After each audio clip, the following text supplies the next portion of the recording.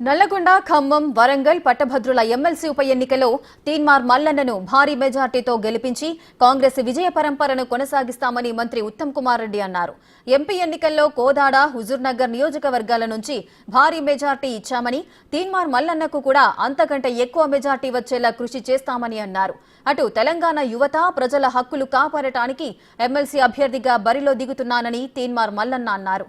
పల్లా రాజేశ్వరరెడ్డి పట్టభద్రులను నడి రోడ్డు మీద వదిలేసి రాజీనామా చేశారని ఆరోపించారు. కాంగ్రెస్ పార్టీ 2 లక్షల ఉద్యోగాలు ఇచ్చి తీరుతుందని హామీనిచ్చారు.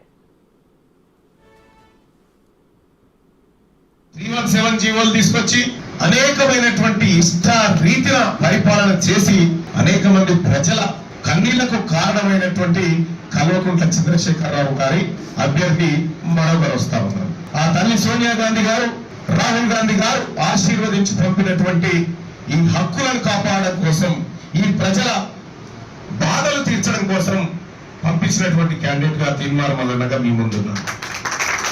సోదరులారా, మీ అందరికి చెప్పాల్సినటువంటి అంశం ఏంటంటే, తీన్మార్ మల్లన్నకు ఎమ్మెల్సీ టికెట్ ఉత్తగానే రాలే, పెద్దలు ఉత్తమ్ కుమార్ రెడ్డి గారి ఆశీర్వాదంతో వచ్చిందన్న విషయాన్ని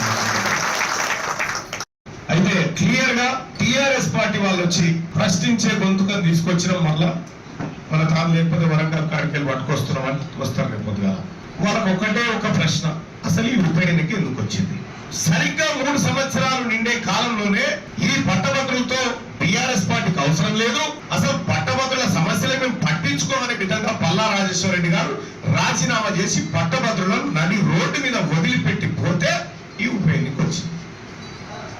మీకు వద్దే వద్దండి, రాజీనామా చేసిపోతుంది. ఇవాళ మళ్ళీ మాకు ప్రశ్నించే గొంతుకను తీసుకొస్తున్నామంటే మనం 3 ఏళ్ల పాటు, అంతకుముందు ఉన్నటువంటి 6 ఏళ్ల పాటు, 9 ఏళ్ల పాటు ఉన్నటువంటిది ఏం గొంతో మరి దయచేసి మనం ప్రజలకు వివరించాలి. మారుతున్న